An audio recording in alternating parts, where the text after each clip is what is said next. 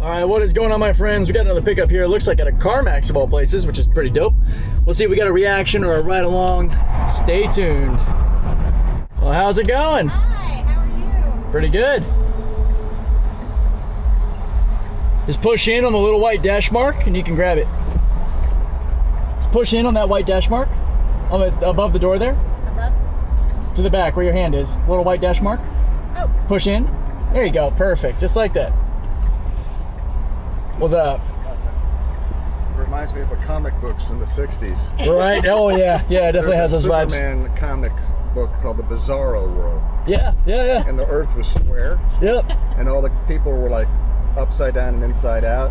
This is from that. This one fit perfectly. Sorry about that. Hey, no problem. This is good because it's sure you a get a lot of that. higher vehicle for him to get up into, so that's good. Oh, and I actually like this thing has the option. I don't know if you heard it kind of whizzing when I pulled up. It drops like a bus, which is kind of cool, which brings it down, and then it raises back up once we start driving. Oh, okay. Because it's all adaptive air suspension, so it'll raise and lower depending on what your preference is. It'll lower on the higher speed highways for more aerodynamics to increase your energy efficiency or fuel economy, if that's how you're used to hearing it. How long have you had this? So this isn't mine. This is a buddy of mine's. Okay. I didn't want to get into that whole story with him and take up more of your time. But I have yeah, for sure. I value people's time. Let me actually put in your destination real quick before I get too ahead of myself. Oh yeah, I actually own a Model 3, a much more affordable Tesla. Okay. Right now they brand new. They're about 30,000. Mine in 2020 was about 40,000. I've got over 200,000 miles in that thing, and it's a beast. You know, the only maintenance I really have is tires and windshield washer fluid. Boy, that windshield washer will get you, huh? Yeah, especially as much as I'm driving, hitting all the bugs and all. I'm constantly running that stuff. I'm always. I said it's a huge windshield. Oh yeah, this is a whole different monster. Look at the wiper blade for it. Oh shit. It's a beast. I actually think I need to fill up the washer fluid again. I dumped it already. It's because I was getting overzealous with this mark here. I just need to get out with a rag and wipe that. Probably freaking love bugs. It's that time of year. Right. Frustrating. This is my only form of transportation. This is the first truck I've been in. I've been in several different models of the car, but first truck. Oh, cool. Be able to get a little bit of your perspective on how it is from a comfort standpoint. On that point, you guys have enough air? You feel okay? Yeah. Temperature-wise? Okay. You can actually manipulate it right from that screen by grabbing the air graphic and just moving it however you want. Oh. So if you want to adjust it, it should be adjusting as I'm doing it there too, yeah. Oh, wow. All digital. It's comfortable seating and easy to get in and out of, because I know some of the little cars are just really I feel that in mine. tough to... With Lyft especially, I do a lot of medical pickups, and there are a lot of folks that don't quite bend the same way, or you know, they struggle to get in and out of that little car. And I always think if I was in my wife's Model Y, which is the SUV, that's basically what I had, that little gray car. Okay. That's the Model 3. But in this or in the Model Y, especially this, the doors open all the way 90 degrees, so you just had that real big opening to hop in. Not to mention it lowering to your level, which is nice. Definitely a step up from getting into the little car. Yeah, because I don't drive, and my father doesn't drive, so when I go up to Palm Harbor and we call to get a ride to the grocery store, he's only 5'6", but he's 90 years old, so there's some of the cars that are really hard for him then to get back out of. Oh yeah. Get there. Well, and the other Teslas, pardon my French, don't have your holy shit bars to grab onto to help you pull in and out of. Exactly. So it can be extra hard if you're stuck in the little car and you can't really grab onto something. Right. That's why I'll usually drop my window so they can just grab the whole door. Yeah, that's a good idea. Yeah. I've learned what little ways I could to help make it a little bit less painful. I'm hoping to actually have my hands on the new Model Y in a couple of months, which is the SUV, about the size of that CR-V. I'm sure you've seen tons of Model Ys driving around. You've probably been in a few with Uber or Lyft. But they're the really spacious crossover. Right. I've been in, I know a couple of different car sizes, and one that was a little more of a mini SUV kind of thing. Yeah.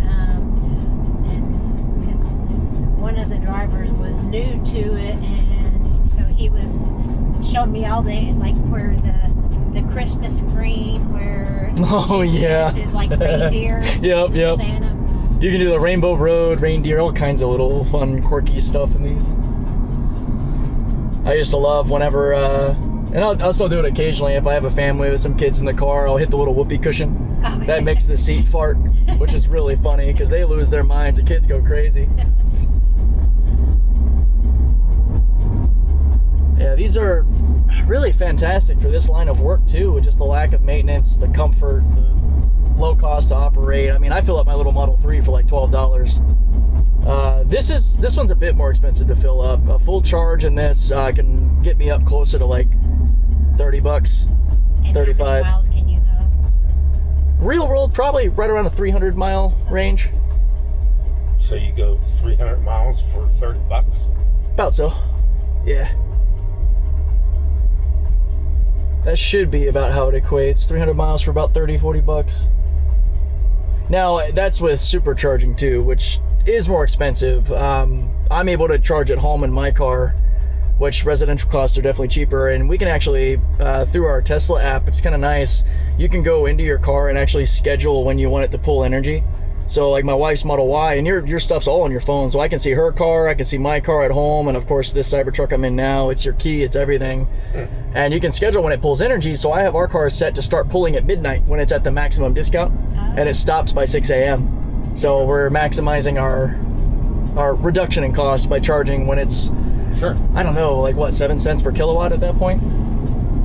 You're asking the wrong person. Yeah, I'm not even, I spent the last 10 years in California after serving the Navy out there, and I basically could only charge at the local stations, which are like 40 cents a kilowatt hour, which is where you get the kind of $30 for 30 or 300 mile kind of equation, or in my car, $12 for about 200 miles.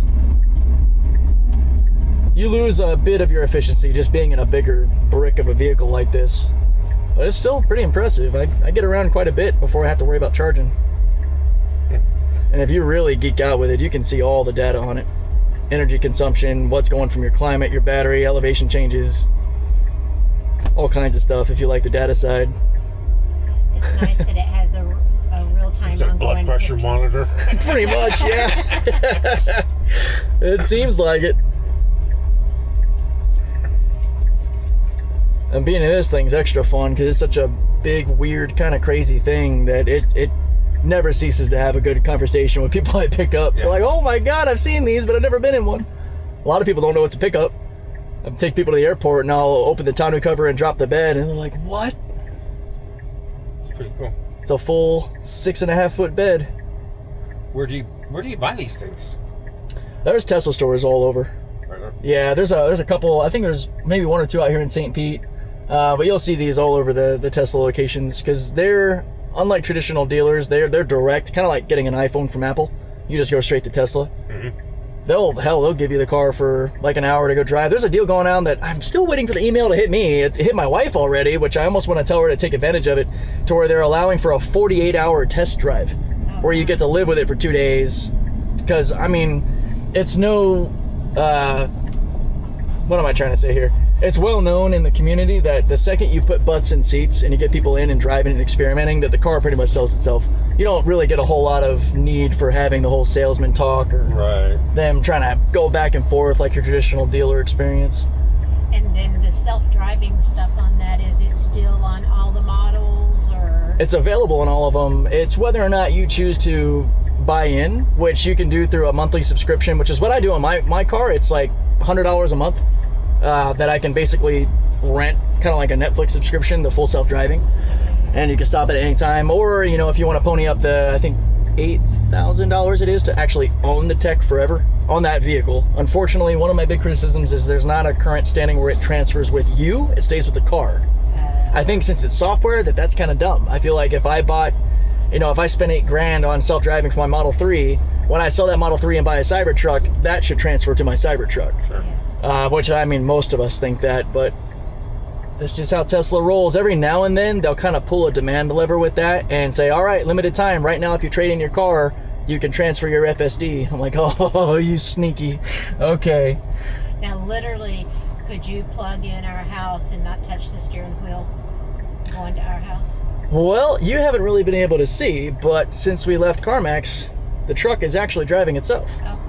It knows where to go based on our navigation, Okay. and it will attempt to get there. And I only say attempt because, you know, if humans get crazy or whatever, just like cruise control, I can very quickly take over by hitting the brake or grabbing the wheel. That's one of the things. This is a self-driver? Yep. My Model 3 and this, but this has the latest version 13 software because it's on the most updated computers and cameras and everything. Whereas my car, being a 2020, like a bunch of other people, are basically like a hardware set behind, which bugs us. We hope we can choose to upgrade in the future. Hopefully swap out our cameras and get all that nice, juicy new FSD action. It's gotten to the point now to where if it isn't mentioned, it would just blend in the background. You wouldn't even know it's doing the job. It's gotten that finessed at this. A lot better than a lot of these crazy humans, that's for sure. Oh, yeah, exactly. And a lot better from what I've heard from people than other Uber and Lyft drivers they've been with. Oh, yeah. So on the self-drive, does it maintain the speed limit, or what's it do? So it used to be very hard fixed on what your setting was. You could give it like a direct number over or percentage over you're willing to let it go. Now it's very much adaptive AI and will just kind of flow with traffic, but you do have in your autopilot settings a max speed offset, and it's actually at a 40% grace period, so it'll go over. Well, this is interesting. I'm actually going to take over to let this guy do what he's doing. Okay, that was just unfortunate timing. That's because I was in the car. Yeah, oh yeah, is that what it was?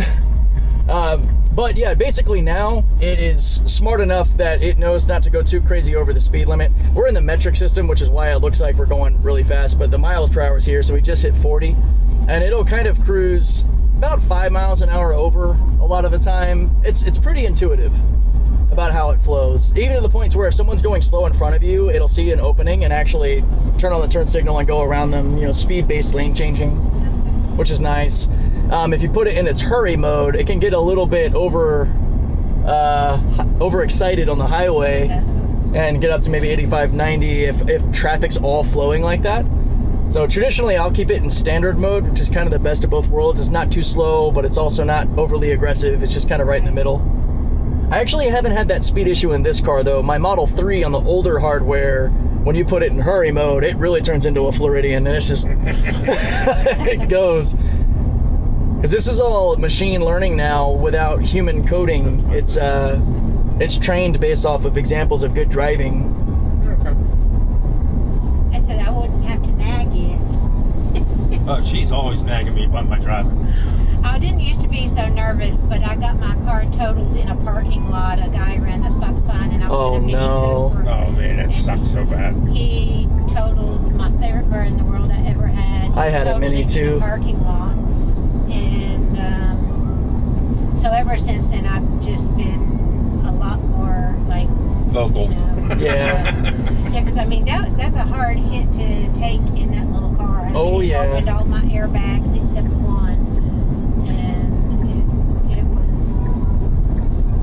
it was a hard knock. That breaks my heart to hear. Before my Model 3, I had a 2013 R58 Mini Cooper. Mine was a 2013 little yellow. I called it my little pineapple. That's It was great. A little yellow countryman. Oh, a Countryman. That's a good little car. So it actually recognized these people and slowed down even faster to not block the turn, because it will do rights on red.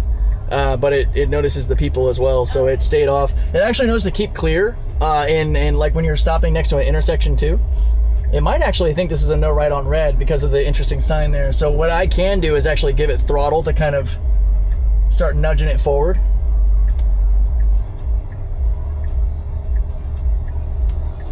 Now our only rule here is we got to yield to a U-turn, and there we go. Cool, that's all the truck.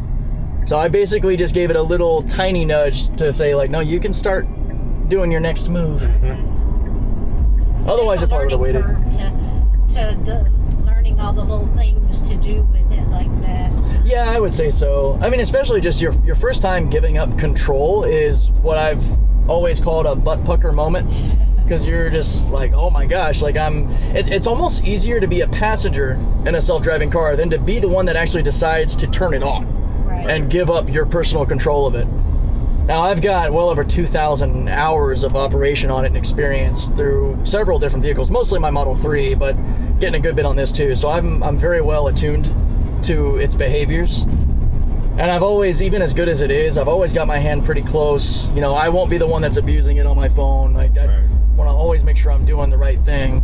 Because there are plenty of drivers that don't. I mean, I'm seeing videos all the time of people with like full meal spreads in front of them or working on their laptop. And I'm like, we'll get there eventually, guys, but we're not there yet. Even from a legal standpoint, like that's very much a ticket, just like texting and driving and everything else. I remember the picture when they kind of first started of a guy in California on the highway, and he was out. He was sleeping. And it was like somebody beside him took the picture. It's like, really? Yep.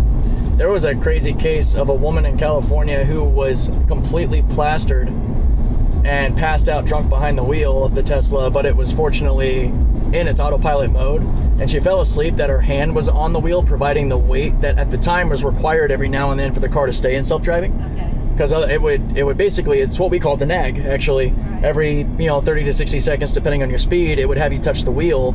And if it loses sight of my eyes, like if my hat comes down, it'll revert to that. This little green dot will go away, and it'll go back to the old, like, touch it every now and then tactic.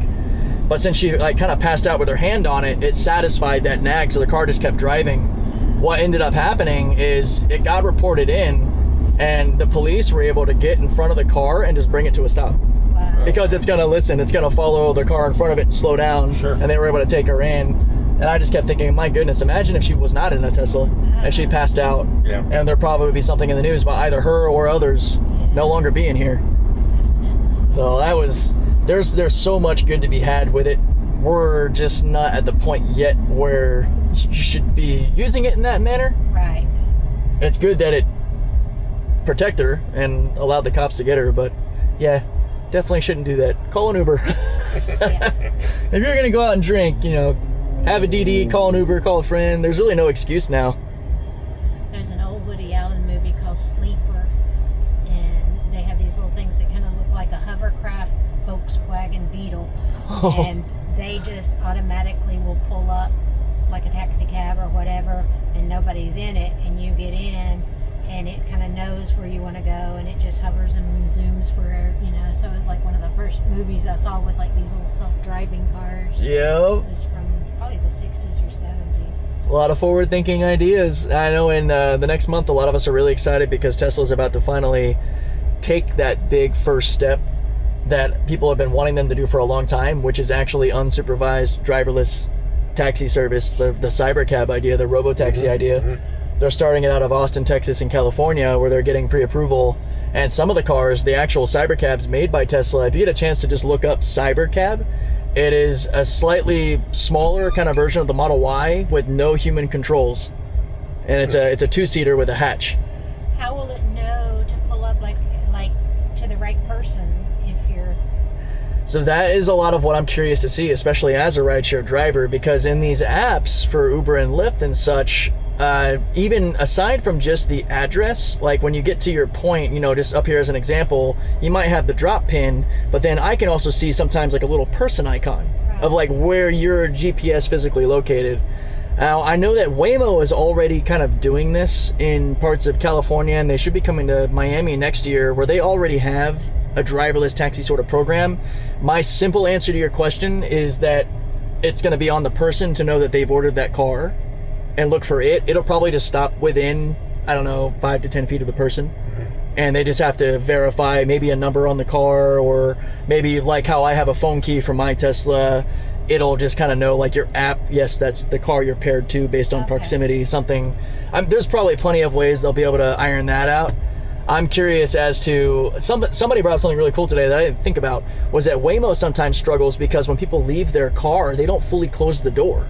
And then the car won't go anywhere because the door is not fully closed. Yep. And I know for the Model Ys that they're going to have, they don't have an automatic sequence that'll open and close. Neither does this. The Model X, which is actually the white one behind us, that has fully digital doors that can open and close from the computer, which is really cool. I think the new cybercabs probably do too. They actually have like gull-wing style doors, which is interesting. It's a really unique look, which those probably can fully actuate on their own. But I'm wondering, like, people who get in and out that don't fully close the door, and like what kind of hiccups they might run into, and other little things you don't even think about that they might encounter. But that's the important part about like actually starting to do it, to see like, okay, what issues are we running into? And then as it gets better or progresses, they'll be able to spread it out more and more. I had heard a rumor that they were going to kind of do what I've been doing for years, which is let FSD do its thing with a sort of safety driver in the seat just in case. But I haven't really seen that going anywhere since it was mentioned a couple weeks ago. I ended up commenting to Tesla. I was like, cool, I've been doing this since like 2020, guys, so why don't you sign me up? I'm ready. Really?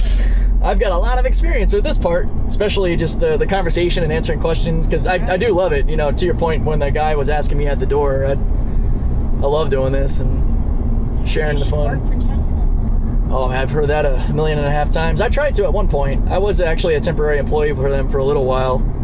I ended up actually working for another electric vehicle startup as a mechanic.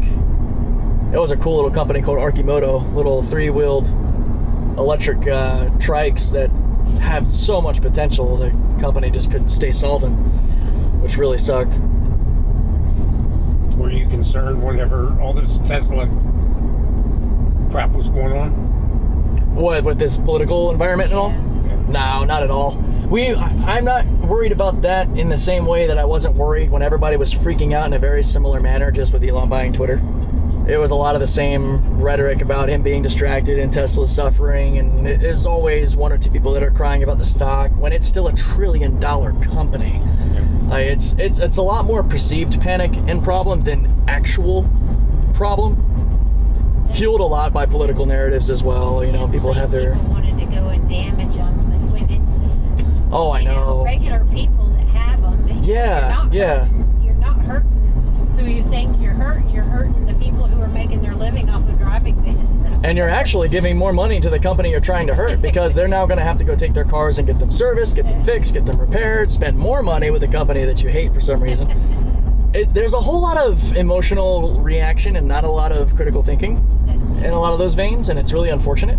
I am all for freedom of speech, protest, like standing out in front of a Tesla store and protesting. You know, that is your constitutional right. It might be annoying, but that's fine. But the second you step into obstruction and vandalism and violent acts, now you're off the rocker. Like, that's just not okay. Hopefully, I made a prediction that it would probably be about a 6-month thing at the most, where, you know, it's that emotional Band-Aid rips off when the election happens, and then people do eventually simmer down because everyone's going to throw a temper tantrum in their own way, but you can only throw that full-blown temper tantrum for so long before you cry yourself to sleep. Yeah. You know what I mean? I just hope that comes sooner than later. I think things have sort of tampered down a bit. It hasn't felt as chaotic in the last couple weeks. No. So people can kind of take a breather and realize that we still have the sun rising and can still have a good life. Yeah, really. Exactly. I am surprised in the time that I've been using the Cybertruck that I have not yet had any vitriol, which is kind of it seems like most of it is really online and in some of these very deep blue, very upset places that are going to lash out. I mean, I lived in San Diego in California for 10 years, and I actually feel a lot safer that my wife and I got to Florida in August of last year before any of this really kicked off, because her and I and a couple of Teslas street parked in downtown San Diego would have been a little worried. Yeah, seriously. That would have sucked. I think Florida, for the most part, especially in this county, in this area, is kind of a live and let live. You know. That's what more people should be right there. You know, Just live and let live. I don't feel like. Yeah, even racial things. I mean, it just doesn't exist over here. I mean, there's That's awesome. pockets that you're going to have anywhere, but Sure, as a rule, yeah. we don't, and everybody just, you know, do what you want. Just don't infringe upon my space to do Yeah. my thing. Absolutely. I 100% agree with that. Now, on these self-driving Teslas, where you won't need an operator, will that cut into the Uber eventually in Lyft business? I would expect so. I definitely would think it would disrupt it in a pretty big way. I think there were a lot of people that were like, Tesla should just buy Uber because they totally could.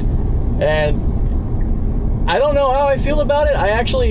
that might be a good idea, just to have all of the data Uber has on customer stuff. I don't think Uber does a very good job of how they handle customers and drivers and earnings and all of that. So hopefully Tesla would do better at that part of it. But yeah, no, I think that in a very large way, driverless will disrupt driver, especially with how error-prone humans are. I mean, some of the horror stories I've heard from people that I've given rides to that, you know, their last Uber driver didn't speak a lick of English and was going 100 miles an hour and swerving. And I'm low vision, so I can't drive anymore. And so it's very uncomfortable to me when they speak no English. And I had one driver just taking me from here to Palm Harbor up US 19, make 3 wrong turns. Yeah. And I mean, like turning me towards St. Pete instead of turning me towards Palm Harbor. Yeah. And he couldn't understand me and obviously he wasn't understanding GPS either. And he was a nice older man, had a beautiful smile, but he could not understand even the basics. And I really think Uber and Lyft should make them understand the basic communication. I agree. There is not enough vetting, both in, I think, competency, as well as making sure that there is at least the ability to communicate with your customer base. What's funny, I've had more surprise here about me being a driver speaking English, and actually more non-English speaking passengers than I did living in San Diego, 15 minutes away from Tijuana. Wow. You know, I was closer to the border there, but I never had this kind of stand out. And I mean, I had several drivers that were like, "Oh my gosh, you speak English." I went, "Yeah, I speak just enough Spanish too to get the job done, but yep, all-American boy right here." And I've had them from, you know, not just like, you know, Mexico or Venezuela. I've had them from Cuba. I've had a lot from Cuba. I've had from other... I'd imagine Cuba and Puerto Rico to be pretty big. Lithuania. Oh, wow. Lithuanian driver. I've had a couple of... well, I actually had a Russian driver a few weeks ago. And he did try, but his English was pretty broken. But he was, you know, at least he was trying. Yeah. Putting in a little effort. Yeah. I had a pair of ladies yelling at me louder and louder in Spanish, and I know enough to handle the basics, but I looked right at her and I was like, "Talking louder doesn't help me understand you." No. And they kept like pointing to their hair, and I didn't realize for like a minute or two, which felt like much longer, that the window had caught the woman's hair in it. And I looked and I was like, "You know what that button does?" Like, I pointed to the window button. I was like, "You can drop your own window if your hair's caught in the window. Why are you yelling at me?" Exactly. I was like, "Did we think about that?" And I knew enough Spanish to tell her that button, window down. And they both got real quiet after that. And I was like, the brain, the thinking. Yeah. Hey, I got one more question. Yeah. So you're driving down the road, and for whatever reason, let's just say there's men working. They just started it today. They dug a hole. What happens? So it depends on the scenario. If you got the men there, if you got cones there, if people are there, cones are there and all, it handles it really fine. If there's no one around and there's like a pothole or something, you gotta take over. Speed bumps, it will recognize. Speed bumps, it's really good at. Potholes, it will eat like it's ready for a new set of wheels. And I'm hoping that that's changed. Now, I haven't had that test on this thing, and it could probably handle a lot more potholes with its size, but my Model 3, I swear it's determined to dive into potholes that are on the road. Wow. So that is something I got to be vigilant on, that they'll have to fix. And I'm going to take over so we don't go too far. And that was, I mean, aside from me taking over for the ambulance, that was the whole ride on self-driving. Wow, that's cool. What'd you think? Nice. Pretty good? Very nice. Very nice. Getting out's a little funny too. You got that little button with the door on it. You're gonna just push that down, and then you can push the door outward. Okay, that's what I figured. Let me make sure I got us some park. That's my bad. There we go. Now you should be good to go. Now you just push the door. Perfect. Okay. And you can feel it kind of dropping down now. Oh yeah. I thought that was the window I had touched. When Nope, you're good. That was another great conversation. Today's a pretty good day. Getting some fun people to chat with. I hope you guys enjoyed that. And man, you know, message of the day, live and let live. I love that mentality. And I think if more people did that, if more people did that, if I could speak, everybody would be a whole lot happier and a lot less stressed out. I mean, look how beautiful every day is, right? Make the best of it.